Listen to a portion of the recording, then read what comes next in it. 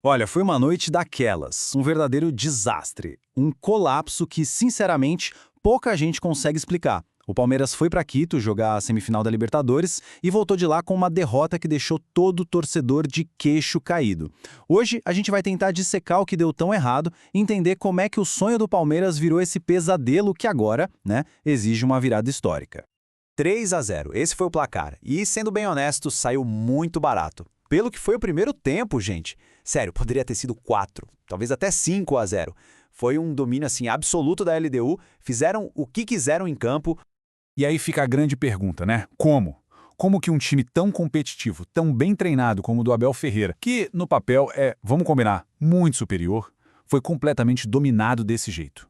É isso que a gente vai investigar aqui, as falhas táticas, as decisões bem questionáveis do técnico e, claro, os erros individuais que levaram a esse apagão.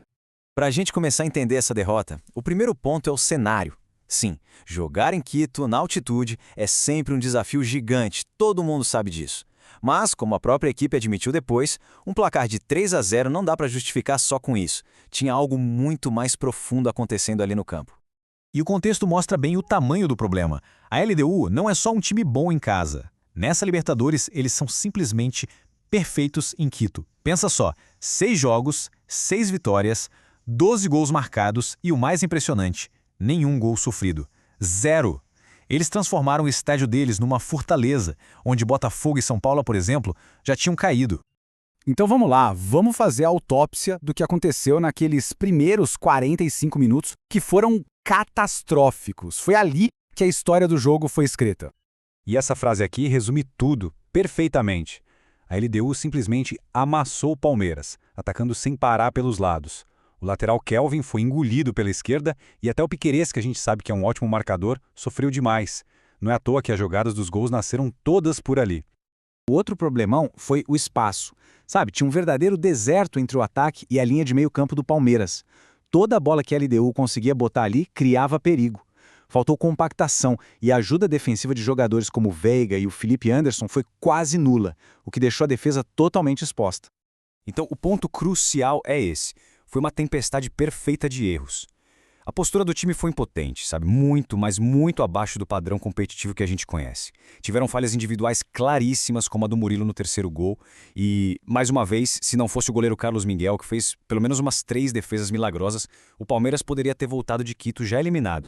Mas, olha, os erros não foram só dos jogadores, não.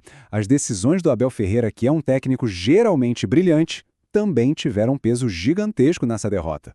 A primeira escolha que todo mundo questionou foi essa: começar o jogo com o Emiliano Martins, que estava visivelmente sem ritmo de jogo, no lugar do Aníbal Moreno, que é o titular e o jogador que protege muito melhor a zaga. Essa decisão, na prática, deixou a frente da área do Palmeiras totalmente desprotegida.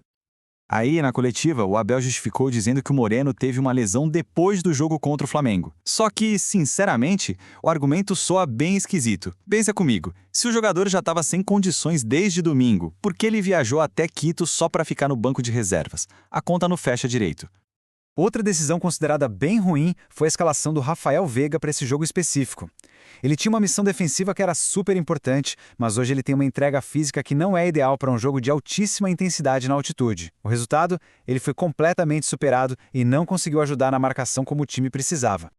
E talvez a maior crítica que se possa fazer ao Abel nesse jogo seja essa, a inércia. Com 10, 15 minutos de jogo, o cenário de desastre já estava desenhado. O time estava sendo engolido. E ele não mexeu. Ele dobrou a aposta nas escolhas que ele fez quando o jogo gritava por uma correção urgente. Porque, pior do que queimar um jogador com uma substituição cedo é tomar 3-0 no primeiro tempo. Bom, com 3-0 nas costas, a pergunta que fica é: e agora? Dá para virar no jogo de volta? É possível? Existe sim um fio de esperança, e ele está nesse número aqui. Nas últimas 7 vezes que o Palmeiras jogou em casa com sua dupla de ataque titular, ele marcou 3 ou mais gols, em todas as partidas. Ou seja, o poder de fogo para reverter o placar, ele existe. Mas a situação é bem complexa. De um lado, o Palmeiras tem a força do Allianz Parque, um histórico de superação com o Abel, mas do outro lado, a LDU tem jogado bem fora de casa. E o próprio Palmeiras carrega aí o fantasma de eliminações recentes em casa na Libertadores contra times que eram considerados inferiores. E para piorar um pouquinho a situação do Palmeiras, tem o fator calendário. Enquanto a LDU teve o jogo do fim de semana adiado para focar 100% na volta, o Palmeiras vai ter que enfrentar uma partida decisiva e super desgastante contra o Cruzeiro pelo Brasileirão. A LDU vai chegar descansada, o Palmeiras no limite, tanto físico quanto mental. A missão, portanto, é bem clara e, vamos ser sinceros, gigantesca. Precisa vencer por 3 gols de diferença só para levar a decisão para os pênaltis. Para classificar no tempo normal, precisa de 4 ou mais. É uma tarefa mas muito difícil contra um time tão competitivo. No fim das contas, a derrota em Quito expôs as falhas do Abel Ferreira. Mas é nele também que mora a maior esperança para o que parece impossível. A questão que fica no ar é: será que a gente vai testemunhar mais uma virada épica na história do clube? A resposta vem na próxima semana.